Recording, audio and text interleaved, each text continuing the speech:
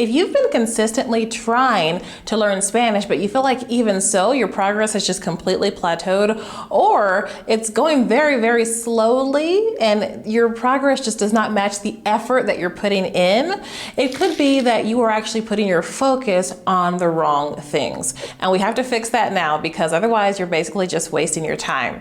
So by the end of this video, you'll know exactly where to put your focus during your Spanish routine so that every minute that you spend learning Spanish is so many more times effective than what you're doing now. Comencemos, amigos.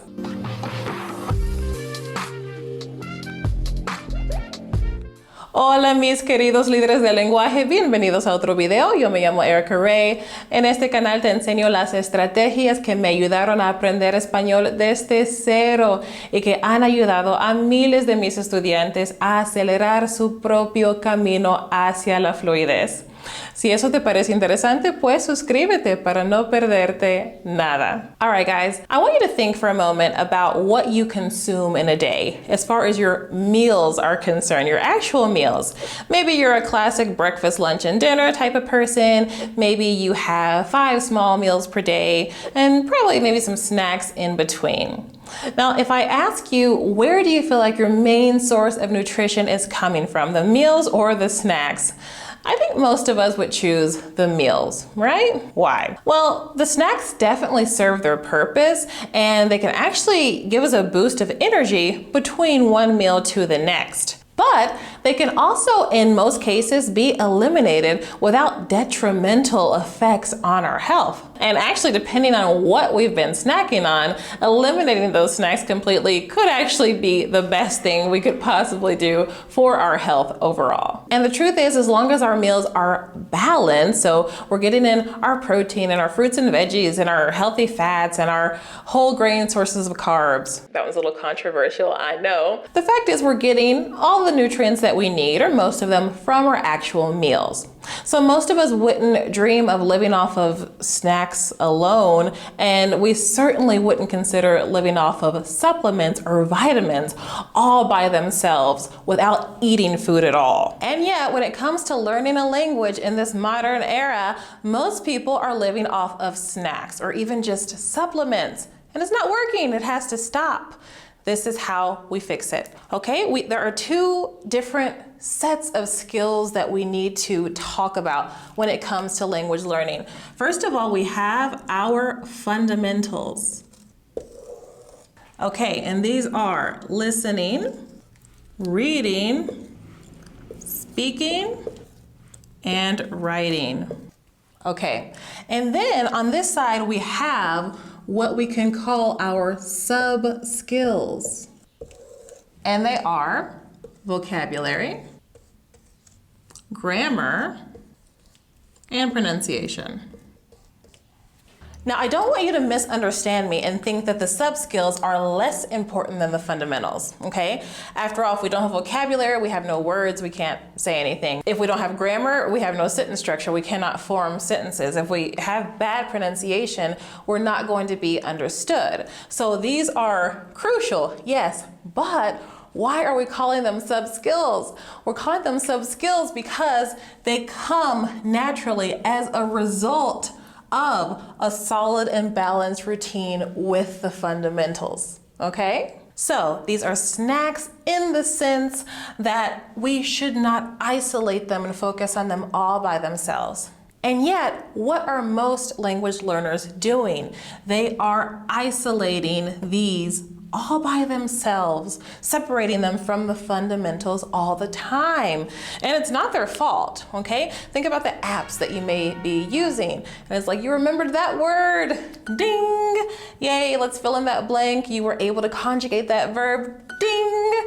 Repeat this word after me. Oh, yep, you said it right, ding.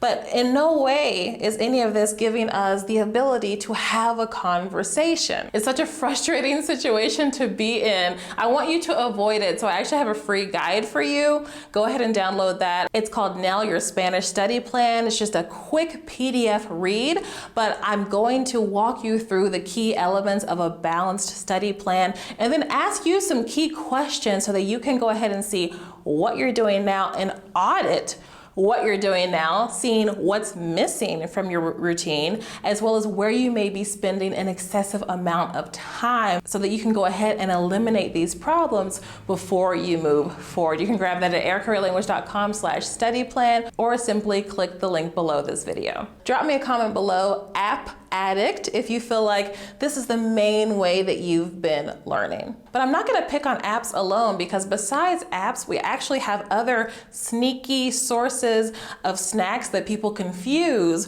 with substantial meals. But in reality, they're only just targeting these subskills. People think, okay, surely a textbook is more substantial, right? I'm really going to learn from that. And some are fantastic. Some textbooks are as balanced as they can be.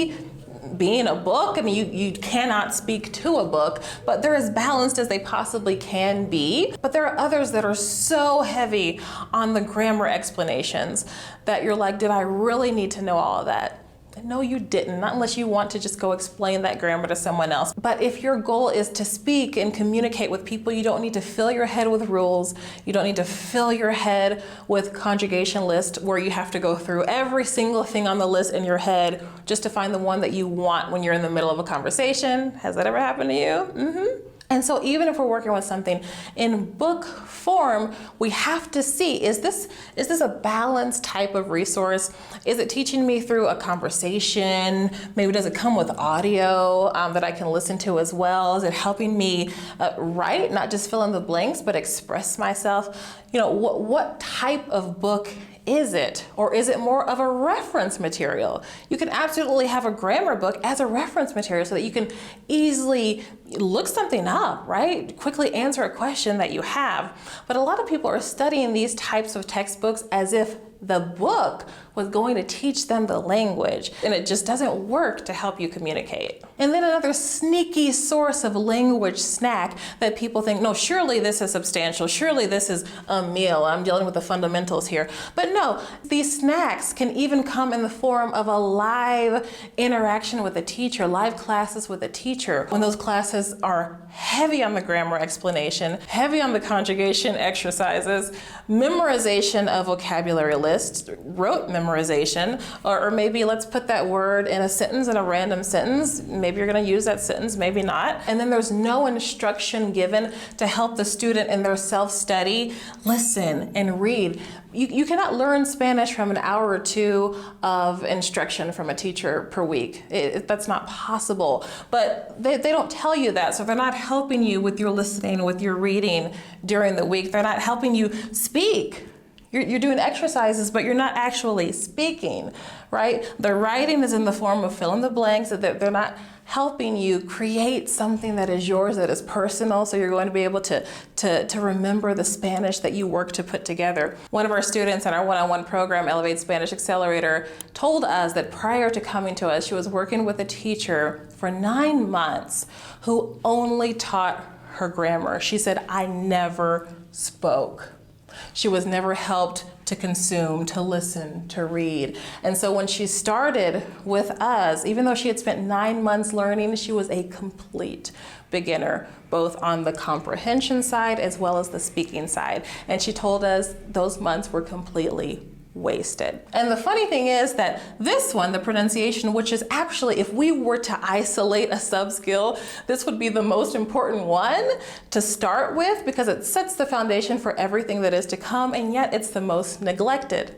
But even pronunciation cannot be separated from the fundamentals because you cannot learn pronunciation if you are not listening. How are you going to do that? You need to listen substantially, not just listen to a word and repeat, listen to a phrase and repeat. You need to listen to the language as a whole. How much exposure did you get to the language when you were a baby, your native language? You heard it all the time, and then that's how you developed your pronunciation. So you cannot separate this from this. None of this isolating the subskills is in and of itself bad or evil. It's not like we can never test our vocabulary with some flashcards and we can never do grammar exercises or target our pronunciation. No, that's not the point. It's just how much time are we spending here, because spending too much time isolating these things can actually make us know less, okay? Not only can it not help us, but it can actually start to hurt us because we all have a limited amount of time, right? It's a very finite resource.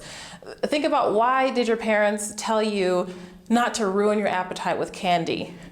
Because they wanted you to get the good stuff, right? They wanted you to get to the actual meal. They knew that's where the nutrition lied. A little bit of candy never hurt anyone, but if your main diet consists of this is why you're stuck, this is why you're stagnant, this is why you cannot progress, because these things alone can never lead you to fluency. There's not enough time consuming the language with your listening and reading, and there's not enough time producing the language through meaningful conversations and meaningful pieces of writing that actually matter to you. Is this resonating so far? If so, let me know by giving me a like to let me know that you're following along. Erica, are you sure I'm gonna learn the subskills just by focusing on the fundamentals? You are. We've already talked about pronunciation, for example. You have to listen. Listening substantially to the language is how you will learn good pronunciation. Do not assume that you know how to pronounce a Spanish word by reading it alone, okay? That's probably the worst possible thing that you can do, because if the word looks like English, your desire to pronounce it similar to English is going to come out. Listen, okay? That's going to help you with your pronunciation. And then when you are speaking, this is when you can actually get feedback on your pronunciation, right? So your pronunciation does not need to be perfect. You don't have to worry about that in order to be easily understood. But when your pronunciation is very off, this is when you can get the feedback that you need, but that's only going to happen if you're actually speaking to someone who is willing and able to correct you. Your vocabulary and grammar, these are going to come initially from your input, from your listening and reading. So the listening and reading is what gives you your vocabulary and grammar. This is the source here. When you are listening and reading, this is where most of your vocabulary will come from. It will come from the sheer exposure to those words. No, you're not going to remember the words from 1, 2, 3, 4, 5, even maybe 10 times, but you're going to start to remember through repetition.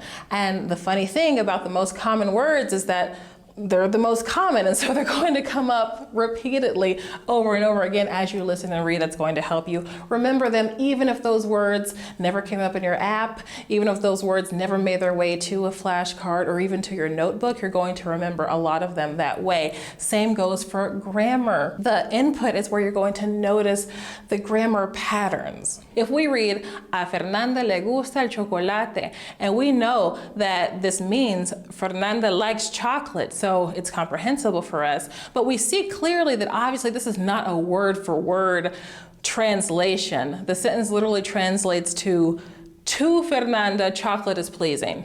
And when we hear and read that pattern enough times, and someone tells us that to say, I like that house, we say, me gusta esa casa.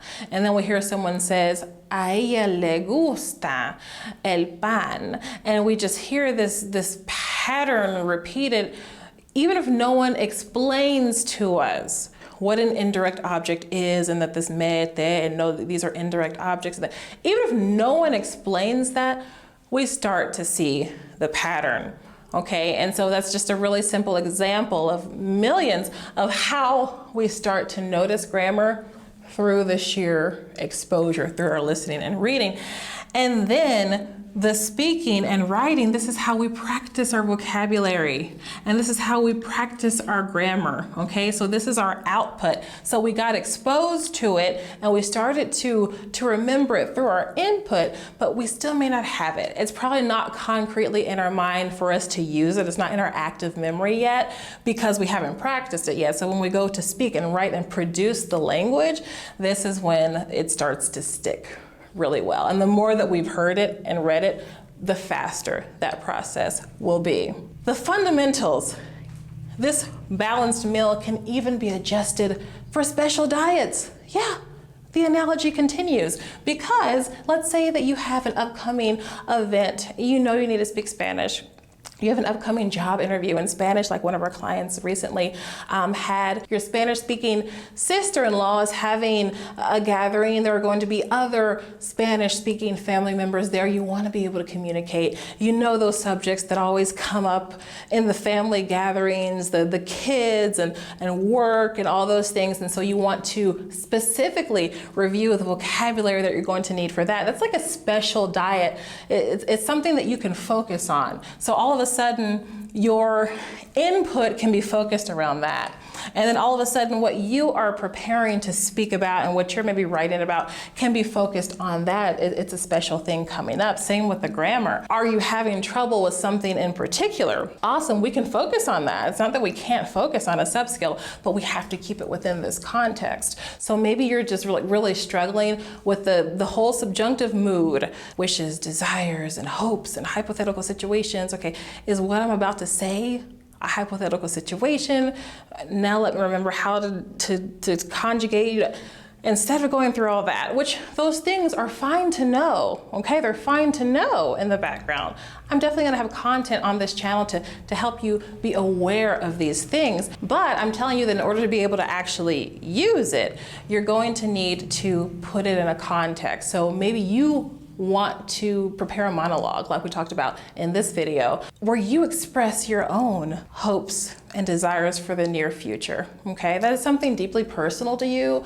Maybe it's something that you're very passionate about. So you better believe that if someone helps you prepare that and you practice that, those words that are in there, even the subjunctive ones, and there are going to be quite a few, they're just going to stick. You're going to remember how to say those sentences. Those patterns are going to carry over into something else. And you can do that for any grammar that is giving you trouble and keeping you stuck. If you need to target pronunciation practice because you're struggling, because there is a deficiency, that's the point to do that.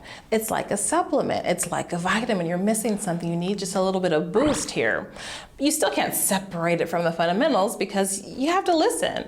If you're not listening, you can't learn pronunciation, but getting, a pronunciation coach to help you and really targeting this is something that you can do when you're struggling. So yes, you will learn the subskills from the fundamentals. Focus here. So if this has created any doubt in your mind and you're like, I'm not sure if I'm mainly working with meals or snacks, don't worry. Download that guide that I told you about, the Nail Your Spanish Study Plan, ericaraylanguage.com/study plan, and just quickly go through that. Check the boxes and leave blank the ones where you see, this is missing. Make notes where you see, okay, I'm spending too much time here. You're going to be able to get a really clear idea of what your plan looks like now. You're going to be able to audit it yourself to make the adjustments that you need to make. So definitely grab that. And if you want to know a secret thing that can help you get in the fundamentals, but still give you kind of that adrenaline rush that you get from the ding, ding, dings from your app because you're learning little things really fast, then check out this video. Next, learn Spanish 5 times faster to see how we can marry those two things. It's a beautiful combination. I'll see you next time, Language Leader. In the meantime, don't forget to go out and live a new experience. Isn't that what it's all about? Live a new experience with your new language today. I'll see you next time.